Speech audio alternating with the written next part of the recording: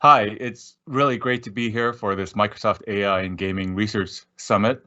I'm Peter Lee. I'm a Corporate Vice President for Research and Incubations here at Microsoft, and really thrilled to be here for a fireside chat with my good colleague, Kareem Choudhry. Kareem, why don't you introduce yourself?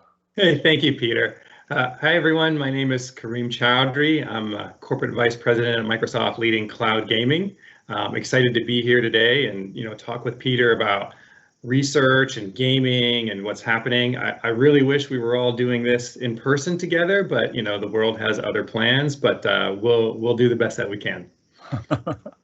Well, I think just to get started, we're sort of two peas in a pod because I'm, of course, here on the research side. You're on the gaming side, and there's a huge overlap in what we do. And so maybe the thing that we can start with is just to talk about how we work together. And on that point, I was trying to remember when was the first time we did actually work on something together? And because it's been a long time collaboration, really spanning maybe even a couple of decades. Do you have a recollection about the first project that we might have done together? I actually can't remember the specifics. It's been so long ago, but as part of my career history, I worked a lot on the original Kinect for Xbox 360 on the product development side. And there was such incredible collaboration all across the company, especially between gaming and Microsoft Research on that project specifically. Yeah. Between sound source localization, echo cancellation, speech recognition, voice recognition, facial recognition, skeletal tracking, machine learning analysis.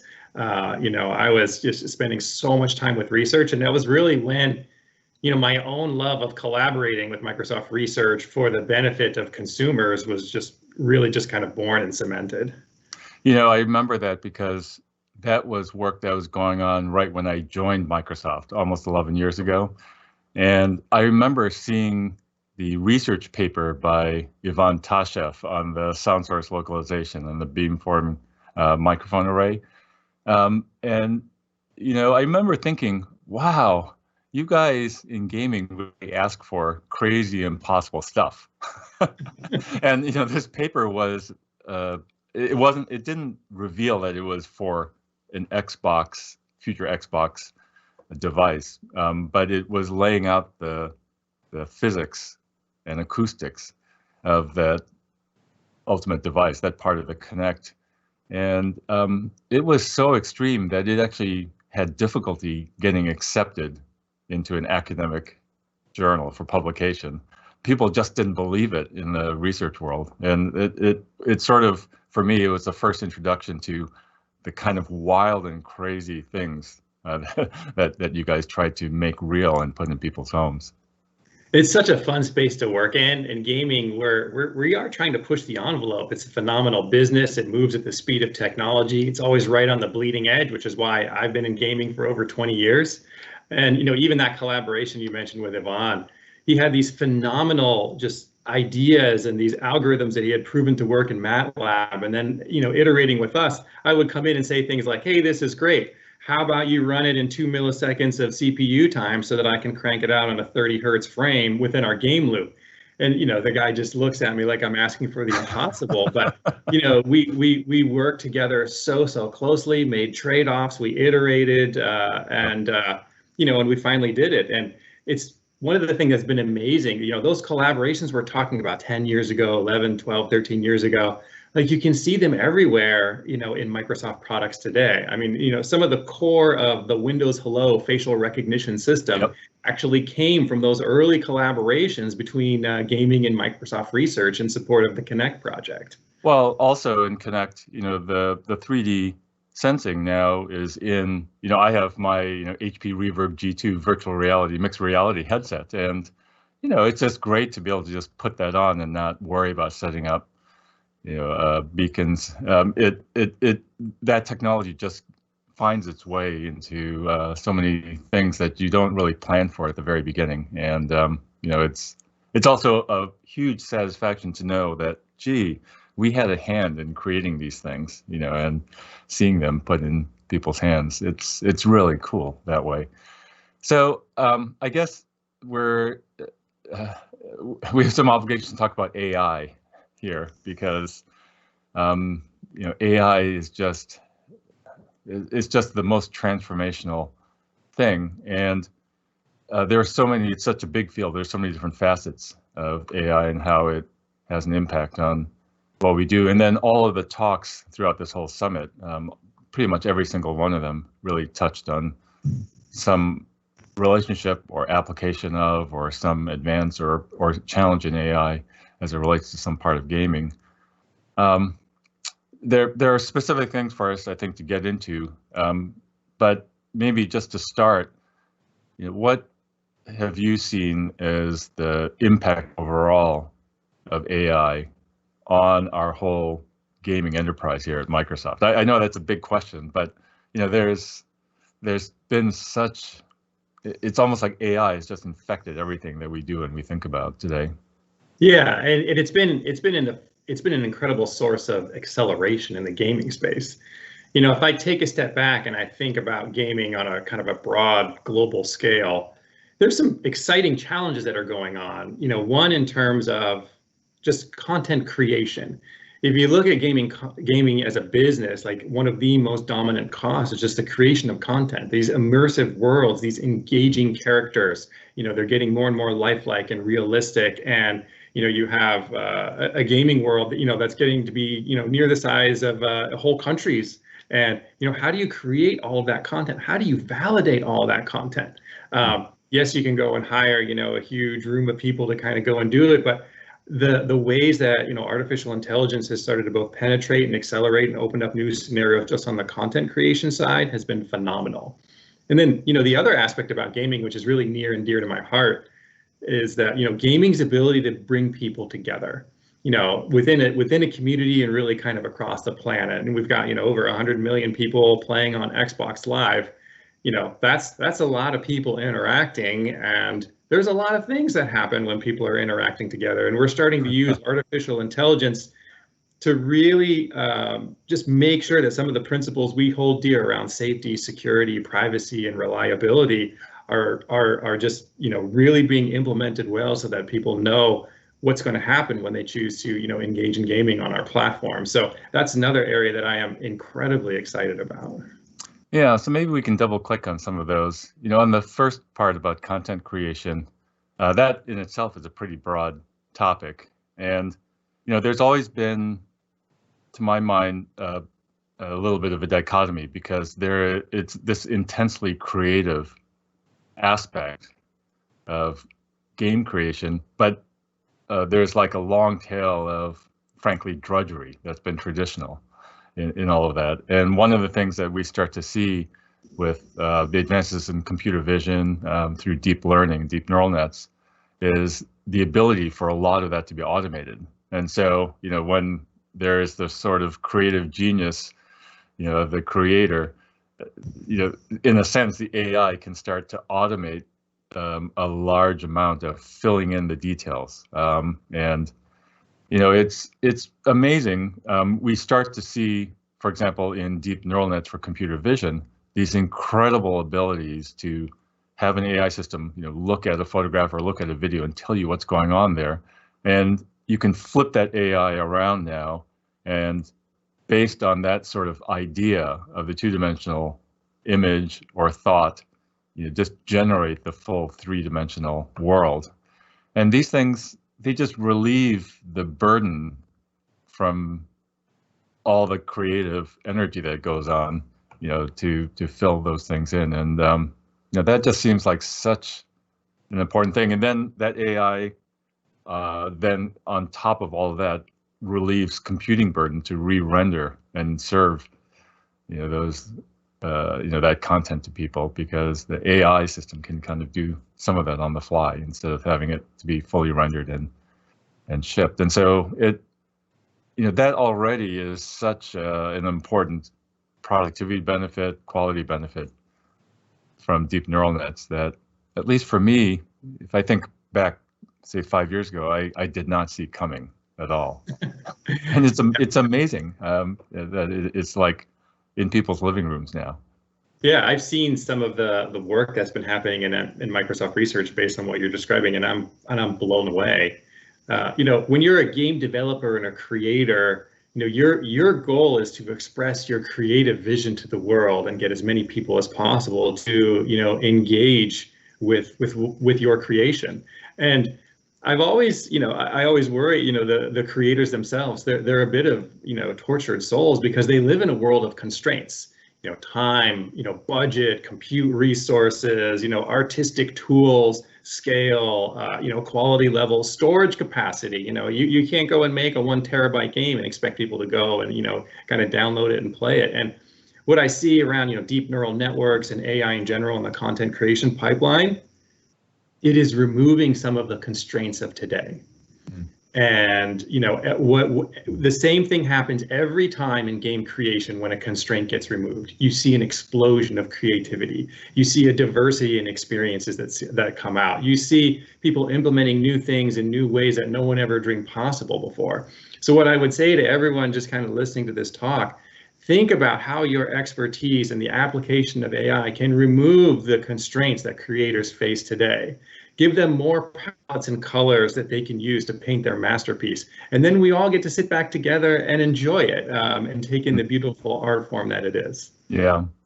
So then staying on content creation, there are a number of talks in this summit, but also I think a lot of intensity between our two teams here at Microsoft on making characters, making AI-powered characters, non-player characters, and that's an area that, in terms of core computer science research, is really hitting on bleeding-edge ideas. Ideas related to reinforcement learning. You're really trying to be much more adaptive, less data-dependent. Deep learning has amazing capabilities, but has the problem that it's very data hungry, and it's also not as it doesn't evolve as quickly. I think 3 years ago I assessed reinforcement learning as one of the most interesting core areas of foundational theoretical research in computer science, and I thought we were 5 to 10 years out from practical applications. And the kind of amazing thing, again, this is like you guys asking for crazy stuff. We're starting to see reinforcement learning being used for real, and it ends up again being a real driver of progress, all the way down to the kind of fundamental, almost theoretical computer science research that we do. Yeah, it's been an incredibly exciting space, and in the world of gaming, you've got an entire industry whose lifeblood is almost based on a can-do attitude, looking for the best available tools, the most efficient ways to kind of go and do things. Which, again, I get so excited about the consistent collaboration with Microsoft Research, because you've got a team of people who's researching like at the very, very edge with a pure motivation to go and positively impact the planet. And then you've got this incredible vehicle to just rev and make it happen. Gaming as an industry, it's got more hours of engagement than almost every other form of entertainment. So when you think about the data needed, the opportunity to realize your research vision as part of the industry, it's phenomenal. In your commentary about non-player characters and how realistic are there, like that's a real thing that is just exploding right now.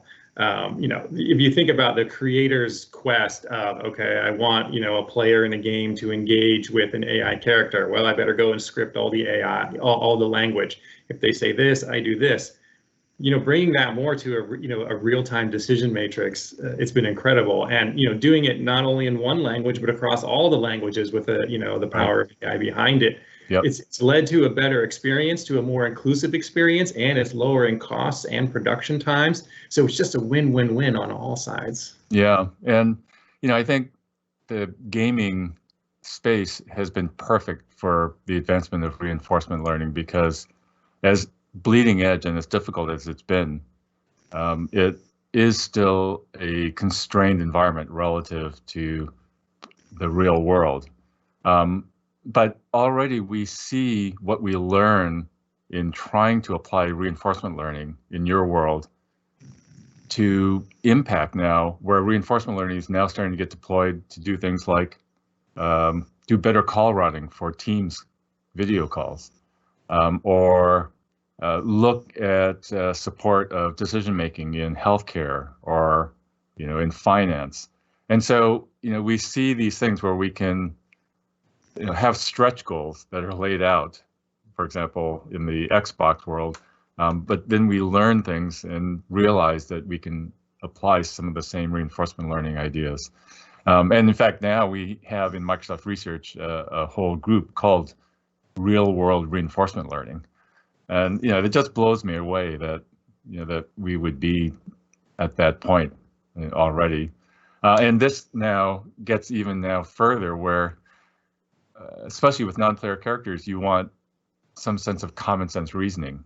And that's even a further out sort of frontier for AI research today. To the old trope in AI research is that it's easier to get an AI system to pass the SAT test as opposed to the third grade California assessment test. And there's something to that, because that third grade test is really a test about common sense, not about book smarts. Mm-hmm. And that's really just beyond the horizon right now for AI. And those are all things that are wrapped up when we think about gaming. And it kind of came out in some of the talks throughout this summit, I think, too. Yeah, maybe beyond the horizon, but that horizon's coming fast. When I think about the application of AI systems in, I'll just say, the creation of delight, moving beyond that kind of taskmaster, hey, here's something a human can do. Can an AI or a neural network do it actually faster? But thinking about the application of AI in pursuit of entertainment. How do you surprise a character? How do you create suspense? How do you kind of create fear or a sense of accomplishment and reward?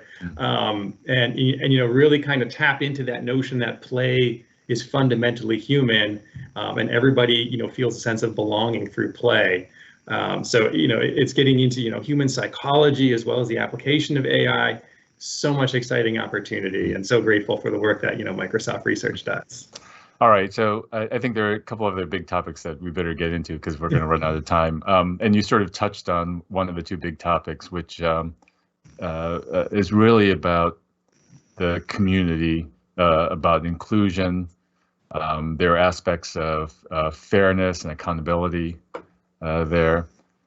And I think this is another area that is really bleeding edge in AI, because we're still coming to grips with trying to understand how do we know that these systems are going to be fair? How do we know that they're going to make good decisions? How do we know that they don't have bad biases?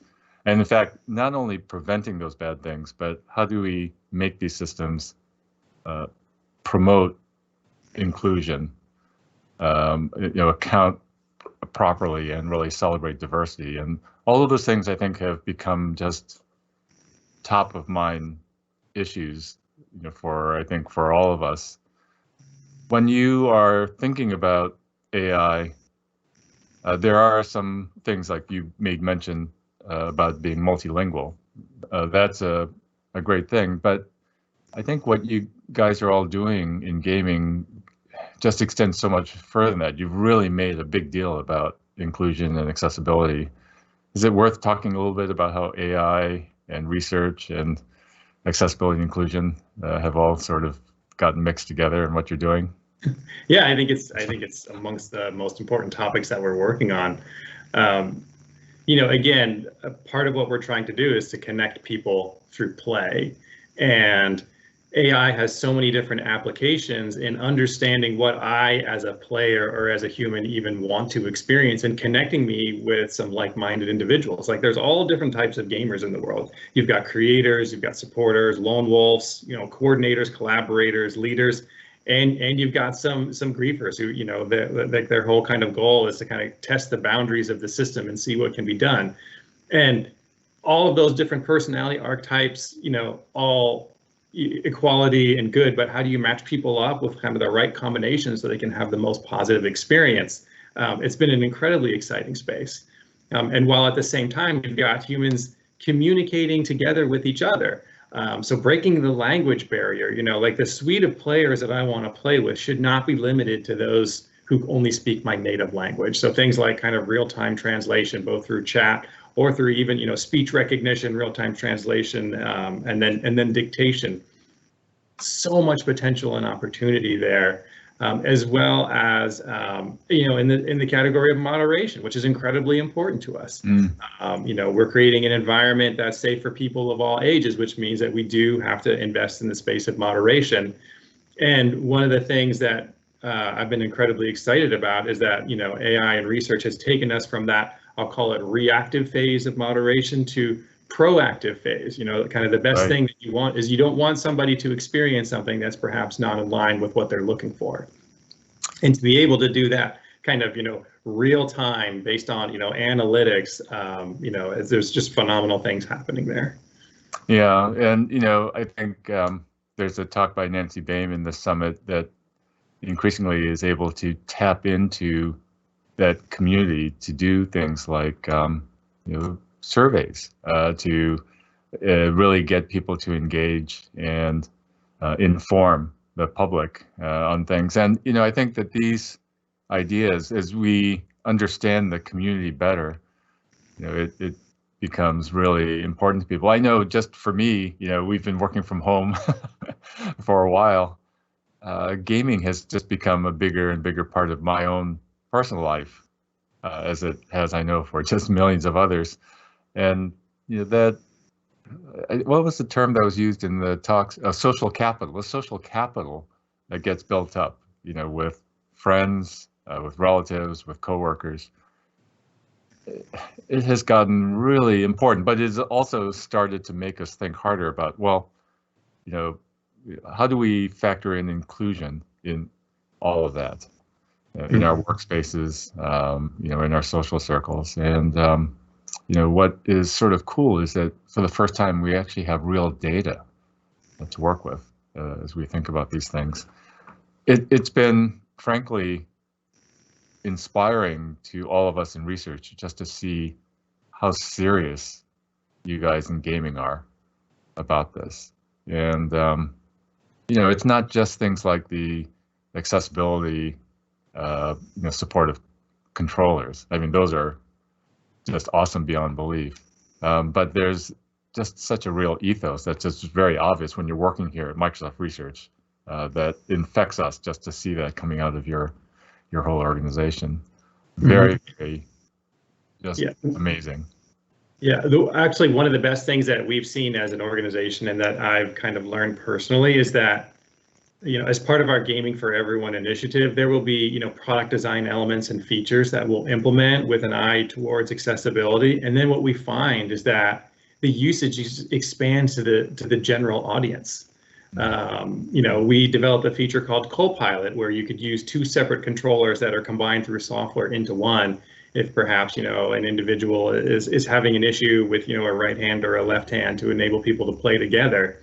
And then what we found was that, usage started exploding as parents were assisting with their children kind of navigating through hard parts of the level. So just time and time again, our focus on inclusion and accessibility has benefited not only, I'll say, our Ring Zero target audiences, but the broader community as a whole. And that's been, both, incredibly rewarding and actually to help accelerate the flywheel of the work that we do there. Well, that work has inspired us. We now have just an amazing project. Just to give one example, out of our Microsoft Research Lab in Cambridge, UK, an effort that is really looking at blocks that represent flowchart elements in programming languages that allow children who are blind or otherwise sight impaired to start to learn how to make computer programs, build algorithms by connecting blocks together. And it's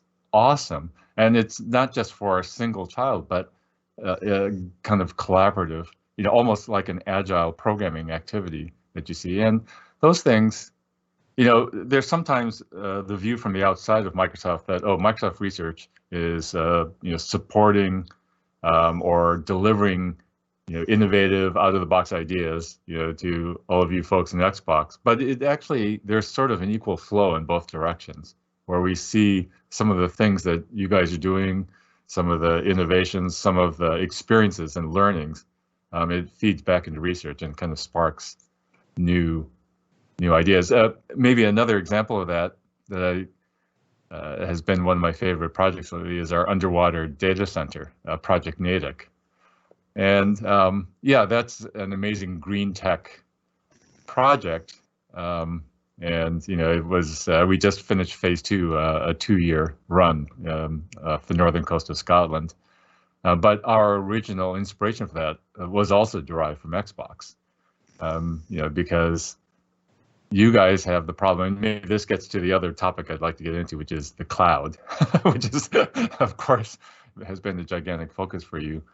But one of the things that you guys cope with all the time are huge, sometimes unpredictable spikes in demand in different parts of the world.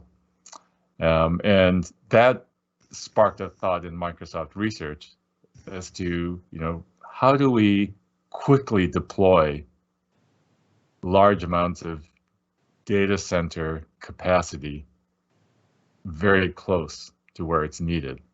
You know, the normal data center we build is typically a 1.5 to 3 year construction project in some remote part of the world, so you have to plan ahead. But you know, you guys might have a hit game in Australia next month, and you need data center capacity, you know, like a month after that. And so how do we do that? And that was the original problem that we thought about that led to this underwater data center concept. So anyway, maybe I should let you talk a little bit about your actual core responsibility with an Xbox, because it's really about the cloud. And maybe it's worth sharing with the audience, you know, what it is that you do there, and then we can talk a little bit about how research and AI has interacted with that.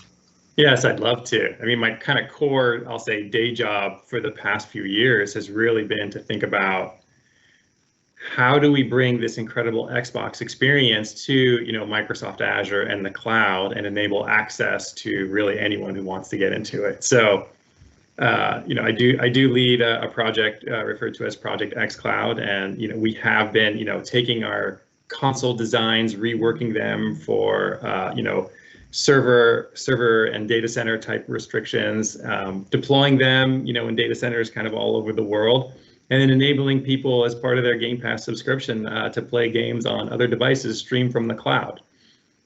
You know, when I really kind of think about it conceptually, what are we doing?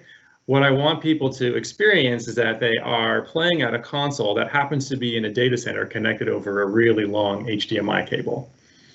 And that's not a whole lot of words, but if you think about the technology stack that's involved and the opportunities for innovation and research to improve, it's almost endless. You know, you've got hardware distribution, you've got scheduling algorithms, you've got high-speed networking, storage allocation, you know, some of the collaboration we've done to make sure that we're evenly wear leveling, you know, our solid state hard drives across like user distribution, you know, towards like the encoding that's happening, wrapping things up into data packets, network routing from the Azure data center through the various ISPs and the mobile operators to a consumer's home, reassembling, doing that with as little latency as possible, keeping our frame rate, you know, the innovation that we've had in our transport protocols. You know, do you index on video quality, or do you index on frame rate, or a combination of both, et cetera?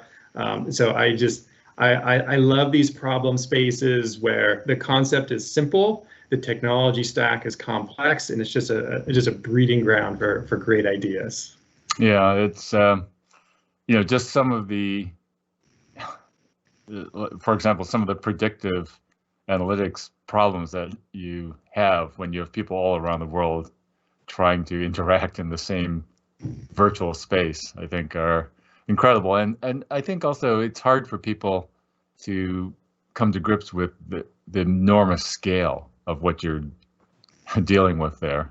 And I know when I encountered this for the first time as way back when I was a new Microsoft employee, I was just shocked. You don't really realize, even problems like just managing the refresh of hardware in the cloud ends up being in itself sometimes a machine learning problem, and so just really tough. So I think just looking at time, we have about 10 minutes left, and so we did make a call, or at least the conference organizers made a call for questions, and we did get a bunch of questions in. I don't think we'll have time to go through all of them, but maybe it is worth trying to address a few of these. There's one set of questions that really pertains to careers and inclusivity. And so maybe I'll just start with that, and we can just riff on these and see if we can do any of a good job of answering them. And so this is, I think, a good question to kind of dive into. What opportunities exist to bring more diversity to gaming via cloud gaming? And we sort of got into that a little bit.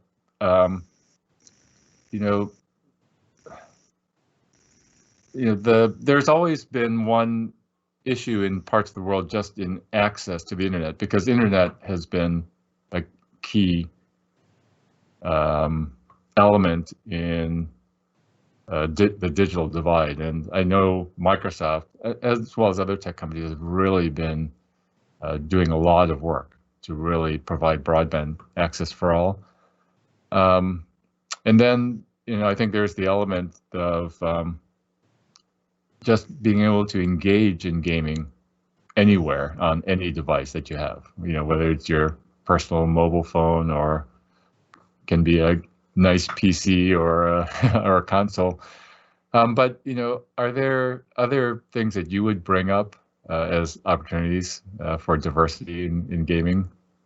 Yeah, I think, in Xbox, we think about diversity in gaming across so many different vectors. I'll try to touch on a few of them quickly. Right. And some of, I think the biggest ones, not even cloud specific. The first one is just how much inclusion we have as an industry. I believe very much the importance of equity of access to education, especially as it comes to STEM. How does that progress on? You and I are both alumni of the University of Michigan. I know there's phenomenal programs there happening, just to try and support and make sure that everyone has access to the education that they want. So, first of all, is gaming is a global business, and the industry itself needs to have a workforce that represents that global customer base. And I think there's a lot of great progress that's happening there, and more that we need to do, frankly, all of us together. And so that's really kind of one aspect. Another aspect is just in the representation of all the different peoples and the diversity on the planet in the medium itself.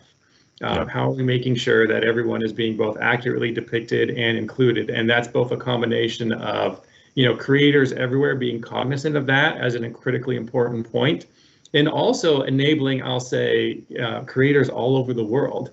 Game development should not be restricted to certain pockets on the planet. And the amount of development that we're seeing in emerging markets is phenomenal. And I'm incredibly excited about that space. And then the experience itself needs to be inclusive. And we kind of talked about that in terms of you've got 100 million people all interacting together. How do you make sure it's safe and secure and everyone has what they want? And when I think about cloud access, I love what the penetration of internet connectivity is doing on a global basis, because it is creating an equity of access, and we've all seen the studies on what a difference that can make in an individual's life. And I think entertainment, that's just a part of being fundamentally human. Right. Yeah, I think that's really well said. And I think within Microsoft, actually, I think the gaming organization has really been leading Microsoft, into to really have these sorts of ideas front and center. Let me get to another question here. Maybe this one's more for me. For postdoctoral positions at Microsoft Research, what skills do you value in a candidate besides their technical aptitudes? And I think always what we're looking for, are people who have their own independent ideas about the future. One of the things that we value most in our researchers at all levels, including postdoctoral levels, people who are always thinking about, what is inevitable about the world, say 10 years from now. So if we look ahead to the year 2031, what's inevitable about that world that really implies significant changes between now and then? And then how do we work to understand those changes? And, that sort of idea about inevitability of a changed world in the future, being able to see that, be very committed to it, and understand, what are the research challenges between now and then is so important. It gets into the nuts and bolts, like the future of gaming in the cloud. But there are also large sort of demographic changes. If you look at, let's say, the aging demographics in North America, in Europe, in Asia, what does that mean in the year 2031? And what does that mean for human-computer interaction? What does it mean for AI? What does it mean for the systems we build? And so for sure, those deep technical aptitudes are things that we really, those are absolute table stakes for anyone that wants to work in Microsoft research. But on top of that, we're really looking for those kind of people who are really thinking hard about the future. Okay, there's a interesting, maybe this is a great one for you. There's a William Gibson quote that the future is already here. It's just not evenly distributed. And so what do you think are the major research and technical challenges to ensure everyone benefits from the new technology coming out of the AI boom? Just a small question. I'm happy to share my opinion, and I'm by no means an expert in kind of the socioeconomic digital divide. But again, kind of going back to equity of access, and if you think about it at a global scale, there is, huge levels of disparity just in terms of income and spending power. And if I were to think about how could you most equitably distribute the advances of AI to the human population, I think we have to really, really focus on the barriers to entry. And the barrier to entry to participating in this digital future can't be you have to go and buy some expensive, discrete amount of compute that you personally own. Again, this is where I think, the cloud and Azure being the world's computer is such a powerful construct because you can, house all of these different AI systems and all the things that's kind of going on to them and then distribute them without that kind of heavyweight economic requirement happening over at the edge. So if I were to kind of pick one thing, that's what all of us, Peter and I and our teams and everyone on the call, as leaders and stewards of the tech industry generally, hopefully with the goal of driving the human condition forward, let's think about equity of access in our designs and our solutions and in our implementations. Right. Okay, I think we just have a minute or two left, and so let's get personal. What are you playing nowadays? I've been playing a lot of things. There's a great title that actually came out this week, Little Nightmares 2. So I've been excited to play that one. I do a lot of playing with my family and siblings kind of around the world.